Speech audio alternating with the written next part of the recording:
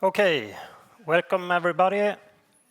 There's actually going to be 5 lightning talks in this slot. So if you missed out on room number 6 before, you can get 2 of those talks here as well. Okay, there's no need to miss out on this talk. Here you will find the slides, my code examples, and an article I wrote about the subject. And while waiting for everybody to take pictures, I also wanted to make some audience interaction. How many of you here are doing accessibility testing of your web apps today? Please raise your hands. All right. How many of you are doing that with automated testing? Please raise your hands. All right. That's not many. So hopefully after today, you will all start doing this in your projects because it's really easy. First, some stuff about me. Hello, I'm Kristoffer. I'm a developer and engineering manager at Variant, based in Oslo, Norway. But enough about me, let's talk about accessibility. Because accessibility is often an afterthought, something done late in the development cycle, maybe during the testing phase, but often as late as during the monitoring phase, when your features, your code, and your design is already discriminating real human beings. So how do we shift accessibility left and make it run repeatedly and predictably in all our development steps? Well, we could do lots of manual labor, but that is boring, it's costly, and it's prone to human error. So it's time to get the machines to work for us. So some live code examples, but first a few disclaimers, because these tools will only find up to somewhere between 40 and 57% of your issues.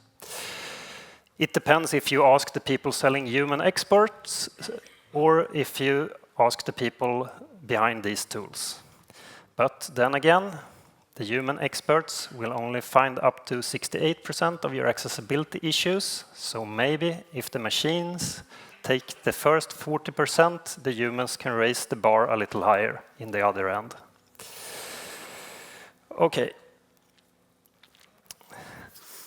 So for my examples, I have written an app with Create View. So I'm going to start that, and it's a very simple app.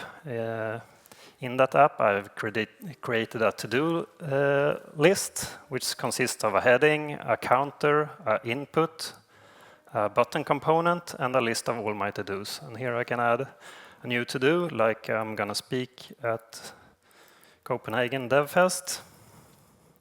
And I add it to my list, simple as that. So if I look at the code, I have my to-do view that consists of the heading, the counter, a form with an input component, and a button component, and the list with all my to-dos. So basically, that's the whole app here. So the first thing I want to do to enhance my accessibility level is that I want to add linting. So I use ESLint and a plugin called Vue.js Accessibility. And if you're on React, there's one called JSX-ally as well. And there's for the other main frameworks as well. So if I go into my code here and say I want to add some new input field, start writing, and boom, I'm done. But what is this? I get a red squiggly and an error message up here. So it says here, each form element must have an associated label. That's good, so I caught a bug. And say my friend who's in another editor, like VS Code, he or she will get the same kind of error since it's in the repository and not in the editor. All right, and I can also run this from the terminal, meaning that I can catch this in my pipeline. And since I know I'm a lazy person, I have also added it to my pre-commit GitHub hook with Husky that runs lint staged, and lint staged runs ESLint. All right, so I'm gonna reset this. The next thing I want to do is I want to add unit tests. So in my button component, for example, which takes a type and an on-click function and has a slot, I have also written unit tests. And besides the ordinary unit test that checks that all my props that I passed to them gets handled in the correct way, and I have my on-click handler and so forth, I have written an accessibility test. So I've imported just X, and then I just mount my button component with all the props it needs. I pass it through X, and I check that it has no violations. So I can run my tests, and they pass. They are green. Great. Say I go into my component, and I remove my slot. I check my tests, and they fail. Because the button need to have an accessible name. All right, that's good. So I'm gonna re-add my slot here. So my button is accessible, all is good, yeah. But that's not making sure that the user of the button component actually use it the correct way. So say here in my to-do view, I've used the button and I pass a text to it, but maybe I don't want to pass a text. Maybe I want to pass an image instead. So I add an image. And like so. And again, my tests fail because I just passed an image to the button and not actual text. So if I look at my to-do view test, I have the same kind of test. I just wrap and mount my component, and then I check it has no violations. All right. Then on top of the testing pyramid, we got end-to-end tests. So I've written some end-to-end tests with Playwright.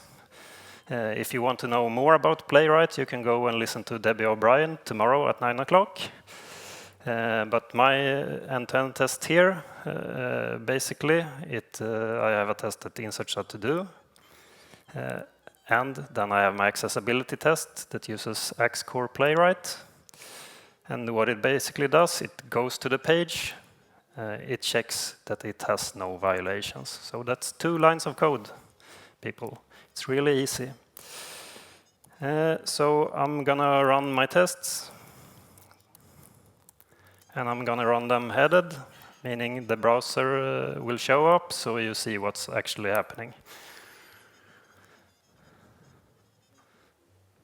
So it runs on both mobile and desktop, and boom, it crashes, and I can go in here and see what's wrong. It says that the link has insufficient color contrast to the surrounding text.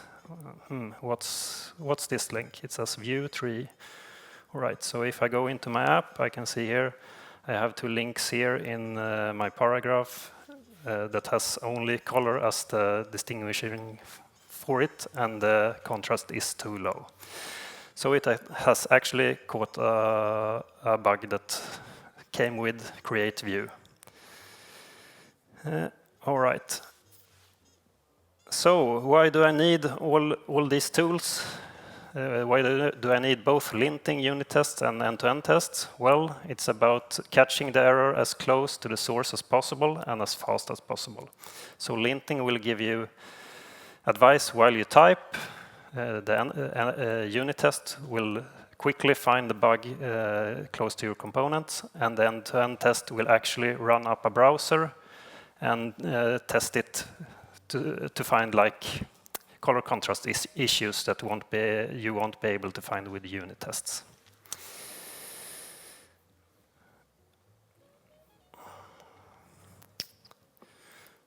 All right, but let's say you're not an evergreen project, but some legacy product that's already running in production. What's the solution for you?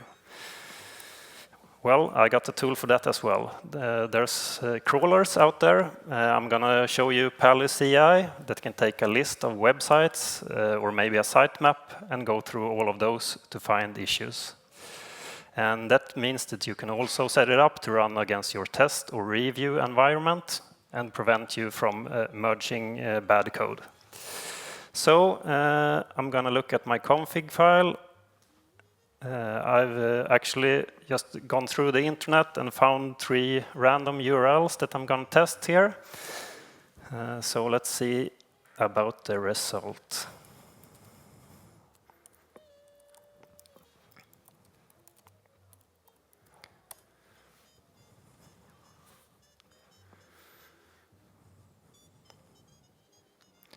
Wow, 45 errors on the home page, 22 on the ticket section. All right, that's not good, but the good news is when I run this against NDC Oslo, it was like 300 or something. So it's getting there, it's getting there. So let's see what kind of errors we got here. The anchor element has no content in it, so that's not good. There's insufficient contrast issues. Yet another link without content, meaning that people that can see like images won't be able to know where the link is heading. So if we look at the web page, we can see up here we have a link. If we inspect it, it's just I don't know, can you see it? Yes, you can. Good. It's a link with an image. It has no area label by, no content, no title, no nothing. So that's not good. I'll hope you fix this to the next conference. Yeah, one more thing before I close. I want to add all these tools to my pipeline, so I go in here to see my pipeline. I've added a linting job. I've added my unit tests, and I have added my end-to-end tests, so they are going to run in my pipeline.